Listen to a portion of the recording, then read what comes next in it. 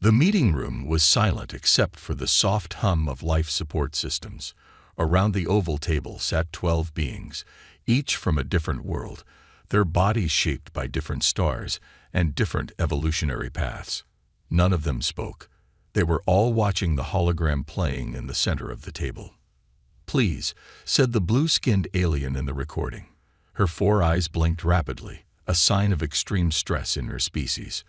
"The Void Harvesters have already taken 3 of our outer colonies. Our home planet will be next. We have no weapons that can stop them. If anyone receives this message, we beg for help." Ambassador Krell touched a control, and the message paused. The Arcturian's slender fingers trembled slightly. He looked around at his fellow coalition members. "This is the 5th distress call from the Lumerian system this month," he said. His voice was soft, but carried across the room. "The Harvesters are moving faster than we expected." "How many Lumerians have been lost?" asked Zenny, the plant-based representative from Virtus. "Early estimates suggest over 4 million, replied Krell. "And that number will grow. The Harvesters don't just conquer. They consume.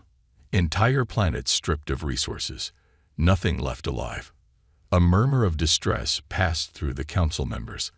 They were diplomats and scientists, not warriors. The Galactic Coalition had formed 300 years ago as a peaceful alliance, bringing together species that had evolved on gentle worlds. None of them had developed the biological tools or instincts for serious warfare. "What can we do?" asked Morrow, his gas-filled containment suit glowing faintly in the dim light. "Our ships are not built for battle. Our people have never known war." Silence fell again. The frozen image of the desperate Lumerian woman hung in the air between them. Then a voice spoke from the back of the room. "There might be someone who can help." All heads turned. Standing near the door was a small, gray-skinned being with large black eyes. Zell was the newest and youngest member of the Coalition's science team. Most of the council barely knew her name. "You have a suggestion, junior scientist?" Krell asked gently. Zill stepped forward nervously. "I've been studying the Forbidden Archives," she admitted. "The records of worlds we've quarantined." Ambassador Tella, the crystalline representative from Diamar, made a disapproving sound. "Those worlds are isolated for good reason, child." "Yes," Zyle agreed. "But there is one world. Classification Level 12. Several gasps filled the room. Level 12 was the highest danger rating in the Coalition system. "Earth," Zyle continued. "The inhabitants call themselves humans. They evolved on what we would consider a death world." "Deathworlders are just stories to scare younglings," Morrow objected. "No," said Zyle. "They're real. Earth has extreme weather, dangerous predators, natural disasters, diseases. The environment there would kill most of us within minutes. But these humans not only survived, they thrived. Their bodies can repair extensive damage. They can adapt to almost any environment. And," she hesitated, "they understand conflict. Their history is full of warfare." "You're suggesting we contact savages?" Tella's crystalline form flashed with alarm colors. "I'm suggesting," Zyle said quietly, "that when facing predators, we might need predators of our own." Ambassador Krell stared at the frozen image of the Lumerian woman. 4 million dead already. How many more would follow?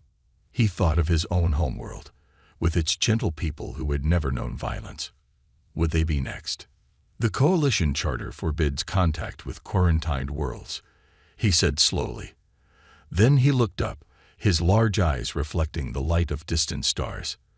"But there is nothing in our laws about asking for help when faced with extinction." He stood up, his decision made. "Prepare a first contact team," he ordered. "We're going to Earth." The Coalition scout ship emerged from hyperspace at the edge of the solar system. Captain Nira pressed her face against the observation window, studying the blue-green planet with a mixture of fear and wonder. "Sensors confirm this is Earth," her science officer reported. "Class 12 Death World. Atmosphere contains oxygen, highly corrosive to most species. Surface is 70% water. Gravity is 1.3 times coalition standard. Temperature ranges from -50 to +50 degrees in different regions. Nira shuddered. How could anything survive in such conditions? That's not all, the science officer continued. Look at these readings.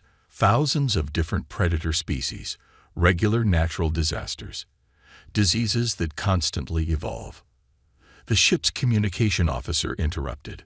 Captain, we're picking up transmissions, audio, video, data, thousands of them. The planet is buzzing with signals. Show me, Nira ordered. The main screen filled with images from Earth, humans climbing mountains without safety equipment, humans diving into deep water, humans racing vehicles at deadly speeds, humans eating plants and animals that would poison most galactic species. They're insane, whispered Nira. They do these things for fun. Captain, said the pilot, we've been detected. 3 Earth vessels approaching. Military design. Nira took a deep breath. Open a channel. Let's hope Ambassador Krell was right about these Deathworlders. Alan Garcia stood in the United Nations Security Council chamber, watching the live feed from Space Command. The alien ship was unlike anything humans had ever built, sleek, organic in design, with no visible weapons. What's their status? He asked. General Olivia West checked her tablet. They're maintaining position near the moon. No aggressive movements. They've sent a message in several mathematical sequences that our computers have decoded. They're requesting a meeting. First contact, Garcia said quietly, after all these years of wondering if we were alone. The question is why now, West replied. Our deep space scans have detected unusual activity in nearby systems. Something big is happening out there. The chamber doors opened, and a team of diplomats and scientists hurried in. Garcia turned to address them. Ladies and gentlemen, history is happening today. We need to prepare for our guests. 3 days later, Ambassador Krell and his team stood in the grand meeting room of the United Nations. The air was filtered for their comfort, but the gravity still felt crushingly heavy to their bodies. Across the table sat 5 humans. To Krell, they looked like giants. Their dense muscle structure, solid bones, and confident posture spoke of a species that had evolved to dominate their world rather than live in harmony with it. We welcome you to Earth, said Alan Garcia, his voice carefully modulated to not startle the aliens. This is a historic day for humanity. Krell nodded, his translator converting the gesture into its human equivalent. We thank you for receiving us. Under normal circumstances, the coalition would have waited until your species had developed further before making contact. Normal circumstances? General West asked. Her sharp eyes noticed how the aliens seemed afraid, not of humans, but of something else. We need your help, Krell said simply.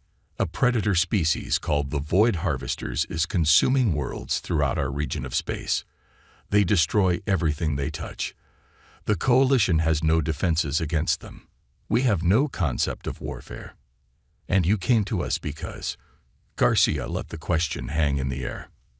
Because you are Deathworlders, Krell replied. You evolved on a planet that would kill most sentient species. Your bodies are natural weapons. Your minds understand conflict. Your history is written in survival. We need warriors, and all our research indicates that humans are the most formidable warriors this sector of the galaxy has ever produced. Garcia and West exchanged glances. You're asking us to fight your war? West asked. I'm asking you to save billions of innocent lives, Krell said. In return, we offer Earth membership in the Galactic Coalition and all the knowledge and technology we possess. Silence fell over the room as the humans considered this offer. If we agree, Garcia said finally, we'll need to know everything about these harvesters, and everything about the worlds we would be protecting. Krell bowed his head in relief. It wasn't a yes, but it wasn't a no. There is one more thing you should know, the ambassador added. The harvesters have already noticed your system. Whether you help us or not, they will come here eventually. No world is safe from their hunger. 1 month after first contact, the Nevada desert became home to the largest military training facility ever built on Earth.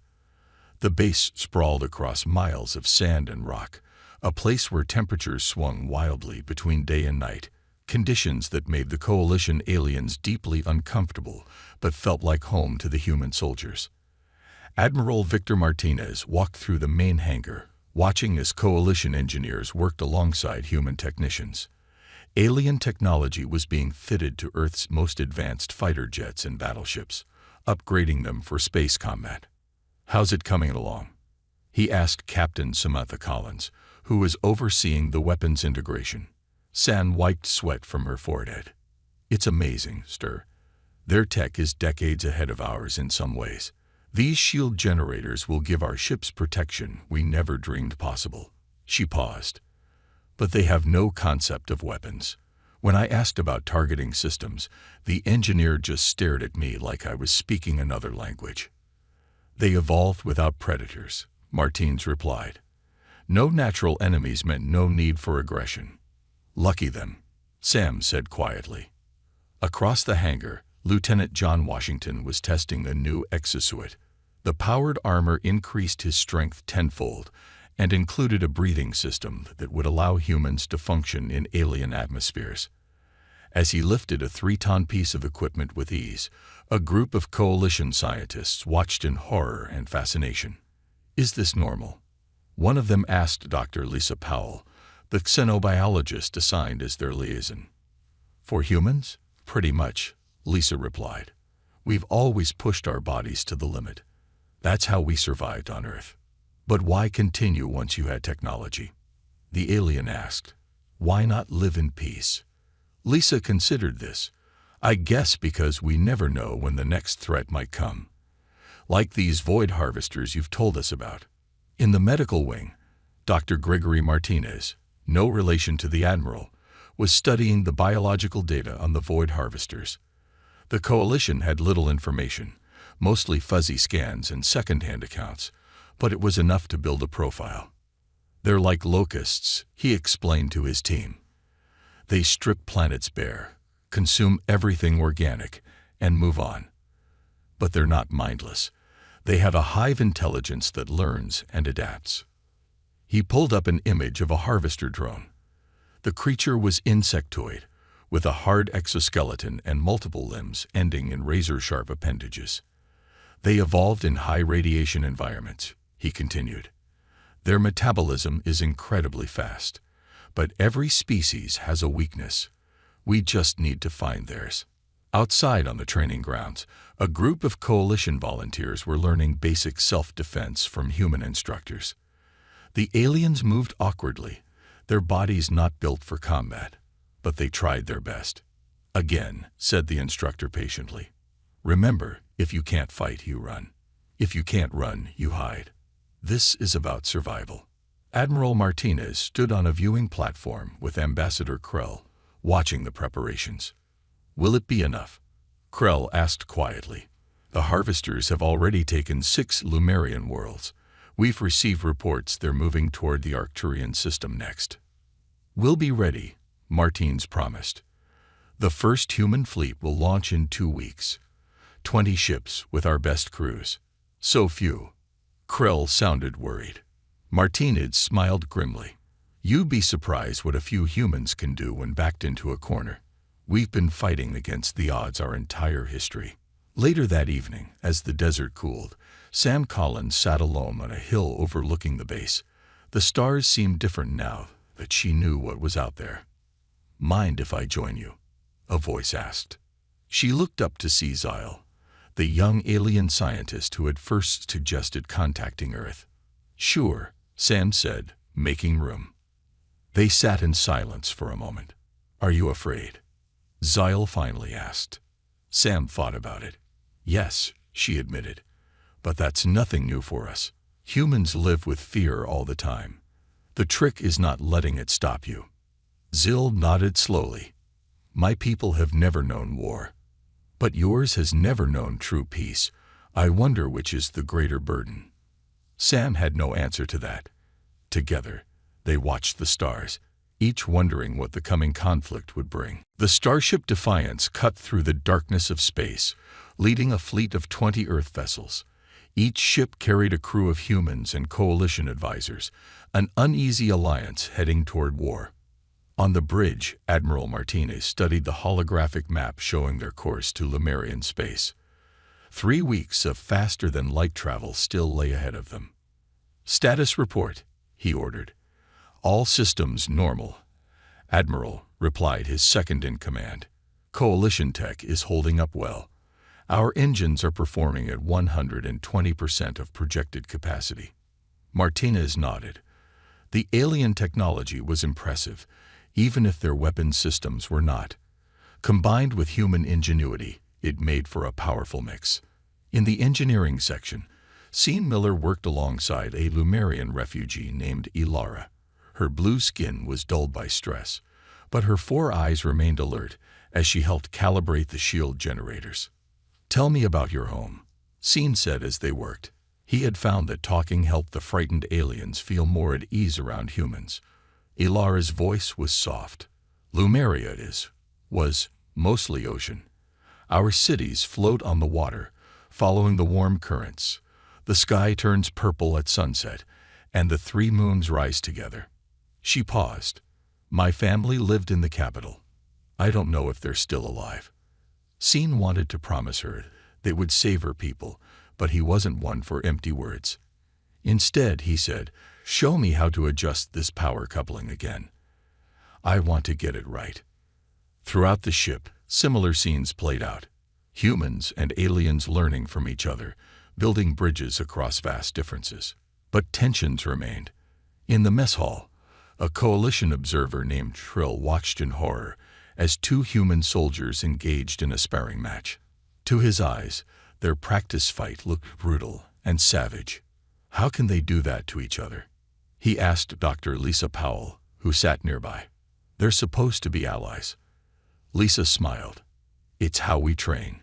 The pain teaches us to be better, faster." She could see Trill didn't understand. "Think of it this way. On Earth, even our friends sometimes hurt us, and our enemies definitely will. We learn to handle both." In the tactical room, Captain Collins led daily briefings on harvester behavior patterns. The coalition had provided what little information they had, and human military strategists filled in the gaps with theories based on Earth predators. "They attack in swarms," Sam explained to her team. "No individual thinking, but a collective intelligence that adapts quickly. They'll learn our tactics after the first encounter." "So we need to keep changing our approach," suggested Lieutenant Washington. "Exactly," Sam agreed. "Unpredictability is our advantage. These harvesters have never faced humans before. They won't know what to expect." On the 10th day of their journey, the fleet's sensors detected an unidentified object drifting near their path. "Harvester scout ship," confirmed the sensor officer. "Damage. Minimal life signs detected." Admiral Martinez saw an opportunity. "Captain Collins, prepare a boarding party. Let's see what we can learn." Sam gathered her team. 6 soldiers in exosuits designed to protect against unknown environments. Lieutenant Washington would lead the engineering aspect of the mission. "The atmosphere inside will be toxic," warned a coalition advisor. "Perhaps we should send drones instead." "Drones can't improvise," Sam replied, checking her weapon. "Humans can." The boarding party docked with the derelict ship. Inside, they found a nightmarish scene. The corridors were lined with organic material that pulsed like living tissue. Dead harvester drones lay scattered about, their exoskeletons cracked open. "Something went wrong here," Washington observed, scanning the ship's systems. "Some kind of internal conflict, maybe." Sam knelt beside one of the dead creatures. Up close, the harvester was even more terrifying. Nearly 9 feet tall, with multiple limbs, and a head that was mostly mouth parts. "Look at these claws," she said, "designed for tearing and rending. These things evolved to kill." A sudden sound made them all turn, weapons raised. From the shadows emerged a wounded harvester drone, dragging itself toward them with murderous intent. Without hesitation, Sam fired her weapon. The drone collapsed, dead. Get all the data you can, she ordered her team. Ship layouts, biological samples, technology. We need every advantage we can get. When they returned to the Defiance, they brought with them something invaluable: knowledge of the enemy. The first real glimpse into what they would soon be facing. Admiral Martinez studied the findings with a grim expression. Now we know what we're up against, he said quietly. And they're every bit as dangerous as we feared. The Lumerian colony world of Korath hung in space like a blue jewel. From orbit, it looked peaceful, but the fleet's sensors told a different story. 7 harvester ships in orbit, reported the tactical officer. They're deploying mining equipment to the surface. The planet's crust is already breaking up in the southern hemisphere. Admiral Martinez studied the tactical display. How many Lumerians still on the surface? Approximately 3 million, replied Ambassador Krell, his voice tight with concern. Mostly in the northern cities. The harvesters always start from the least populated areas and work their way toward population centers. Martinez made his decision. Captain Collins, prepare all fighters for launch. Lieutenant Washington, your ground team will drop near the capital city and begin evacuation. The coalition advisors looked alarmed. Admiral, one said, shouldn't we observe first? Learn their patterns. While 3 million people die. Martinez shook his head. That's not how humans operate. We're going in now. Within minutes, the hangar bays of the Earth fleet opened. Fighters streamed out, piloted by humans whose reaction times were 3 times faster than any coalition species. At the controls of the lead fighter, Sam Collins felt the familiar rush of adrenaline. All wings, form up, she ordered. Remember your training. These aren't Earth enemies. They don't think like us, but they bleed like us. Find their weak points and hit hard. The harvester ships were massive, organic-looking vessels with jutting spines and carapace-like armor. They seemed to notice the human fleet for the first time, turning their attention away from the planet. They're powering weapons, reported Sam's wingman. Evasive maneuvers, she commanded. Pattern Delta. The human fighters split apart, moving in ways that defied conventional space tactics. Where coalition pilots would have flown in orderly formations, humans zigged and zagged unpredictably, making them nearly impossible to target. The first harvester shots missed completely. The return fire from the human vessels did not. On the surface, Washington's team landed in the outskirts of the capital city. The sky above was filled with the flashes of space combat. Frightened Lumerians stared at the humans in their exosuits, not sure if these new aliens were saviors or just a different kind of threat. We're here to help, Washington told them, his translator converting his words. We need to move everyone to the evacuation points. A Lumerian city official stepped forward. Who are you? We're humans, Washington replied simply. From Earth. Recognition dawned on the alien's face. The Deathworlders, the coalition found. Before Washington could respond, the ground shook violently. In the distance, a massive drill broke through the surface. A harvester landing craft had touched down and was beginning to consume the planet.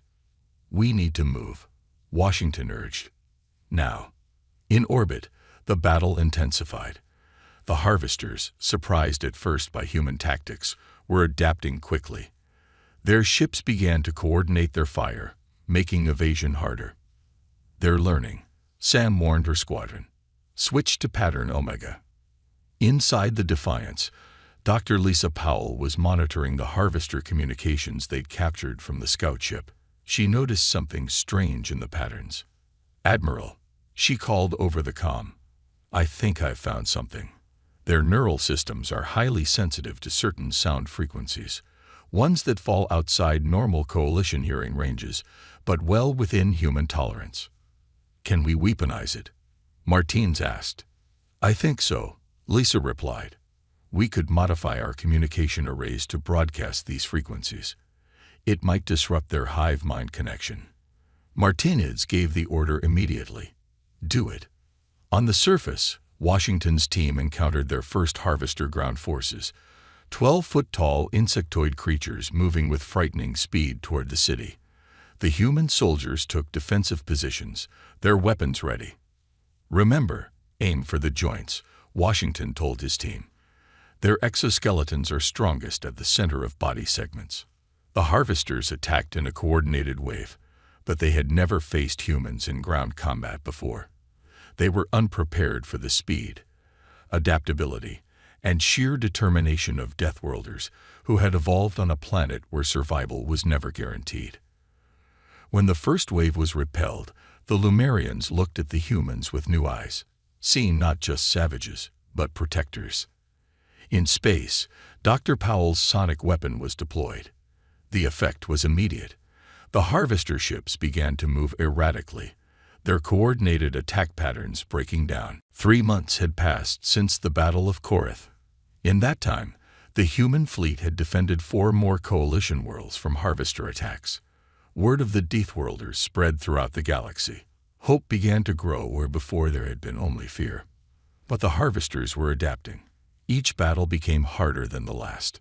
On the bridge of the Defiance, Admiral Martinez studied the latest intelligence reports. The main harvester fleet, hundreds of ships, had gathered near the Lumerian homeworld. "They're learning," he told his officers. "Our tactics work less effectively each time. The sonic disruption still affects them, but they've started shielding their command ships." "So we need something new," Captain Collins said. She had just returned from leading a fighter squadron in the defense of Arcturian mining colonies. Her face was tired but determined. "We've received reports from our scouts," Martinez continued. "The harvester fleet is centered around a massive ship, almost twice the size of anything we've seen before. We believe it's their command node." Dr. Powell, who had been studying harvester biology nonstop since their first encounter, spoke up. "If we can disable that ship, the entire hive mind might be disrupted." "But how do we get close enough?" Lieutenant Washington asked. "Their defenses will be strongest around their command ship." Martinez smiled grimly. "We do what humans have always done when faced with superior numbers. We get creative." The plan was audacious, a multi-vector assault that required split-second timing and perfect coordination. The coalition military advisors called it impossible. The human commanders called it necessary. "Your ships will attack from 6 different directions," Martinez explained to the gathered captains. "Each approach vector will face different defenses. Some of you will get through, and the rest won't," someone said quietly. Martinez nodded. "That's the risk. But we only need one team to reach the command ship with the sonic disruptors." Captain Collins would lead the main assault team. As she prepared her fighter, Engineer Sean Miller approached her. "Sam," he said, using her first name despite military protocol. "Ilara wanted me to give you this." He handed her a small blue crystal. "What is it?" Sam asked. "A Lumerian luck charm," Sean explained. "Her family has carried them for generations. She said her people believe it guides you home safely." Sam smiled and tucked the crystal into her suit. "Tell her I'll bring it back personally." The battle began at what Earth clocks would call dawn. 20 human ships against hundreds of harvester vessels. The odds were terrible, but humanity had faced terrible odds before. The human fleet split into 6 groups and attacked simultaneously. The harvesters responded with overwhelming force, but their attention was divided. In her fighter, Sam led her squadron toward the massive command ship. All around her, human vessels fought and died to create this opening. "Stick to the plan," she told her pilots. "No matter what happens, get the disruptors to the target." The space around the command ship was chaos. Harvester fighters swarmed like angry insects. Sam's squadron took heavy losses, but they pressed forward. "I'm hit," called one of her wingmen as his ship spiraled away. "Keep going," Sam ordered, though each loss felt like a physical blow. When they finally reached the command ship's outer hull, only 3 fighters remained. Sam's own ship was damaged, one engine failing. "We need to find a way inside," she told the survivors. "Look for access points or damage we can exploit." They found a docking bay, its defensive systems focused outward on the larger battle. Sam landed her fighter in a shower of sparks, the damaged engines giving out completely. "We'll never take off again in this," she told her team. "So we make this count." They carried the sonic disruptors through the alien ship's corridors. The interior was like being inside a living thing. Walls that pulsed, floors that seemed to breathe. They encountered harvester drones and fought their way through, using the tight spaces to negate the alien size advantage. Sam was separated from her team during a fierce firefight. A harvester claw slashed her suit, cutting deep into her shoulder. Pain flared, but she ignored it. Humans could fight through pain. It was one of their greatest strengths. Alone, bleeding, she continued toward the ship's central chamber, determined to complete the mission or die trying. In her hand, the blue crystal seemed to grow warmer. Sam Collins pressed her hand against the wound in her shoulder, trying to stop the bleeding as she moved deeper into the Harvester command ship. The corridors pulsed with an eerie light, and strange sounds echoed all around her. She checked her tracker. The ship's central chamber was close. That's where she needed to place the sonic disruptor. "Collins, to any surviving team members," she whispered into her comm. There was no response. She was on her own. A sound ahead made her freeze. 3 harvester drones blocked the path to the central chamber. Each stood nearly 12 feet tall, their insectoid bodies covered in natural armor stronger than steel. Sam knew she couldn't defeat them in direct combat, not in her injured state. Instead, she did what humans do best. She adapted. Removing a small device from her belt, she tossed it down a side corridor. The flashbang exploded with blinding light and deafening sound. As the harvesters turned toward the distraction, Sam slipped past them, moving with a speed born of desperation. The central chamber was massive, a dome-shaped space filled with organic technology. At its center stood a pulsing structure that looked like a giant brain connected to thousands of nerve-like tendrils that spread throughout the ship. "The hive mind nexus," Sam whispered, recognizing it from Dr. Powell's briefings. She began setting up the sonic disruptor, her fingers slippery with blood. The device was designed to emit the specific frequencies that would disrupt the harvester's neural pathways. Behind her, the drones detected her presence. They charged into the chamber, mandibles clicking in fury. Sam finished the final connection and activated the disruptor. A high-pitched whine filled the air, inaudible to most coalition species, but clear to human ears. The harvester drones stumbled, their coordinated movements becoming jerky and uncontrolled. "Martinez," Sam called into her comm. "Disruptor is active. Hit them now." In space, the Defiance and the remaining human ships launched their final assault. The Harvester fleet, suddenly losing its perfect coordination, began to fire erratically. "All ships, concentrate fire on the command vessel," ordered Admiral Martinez. As the disruptor's effect spread through the hive mind, Sam felt the ship shudder around her. Emergency alarms blared. She knew she had minutes at most to escape. Her path back to the landing bay was blocked by fallen debris. With no way out, Sam did the only thing she could. She kept moving forward, searching for any escape route. She found an emergency pod, similar to the escape pods on human ships.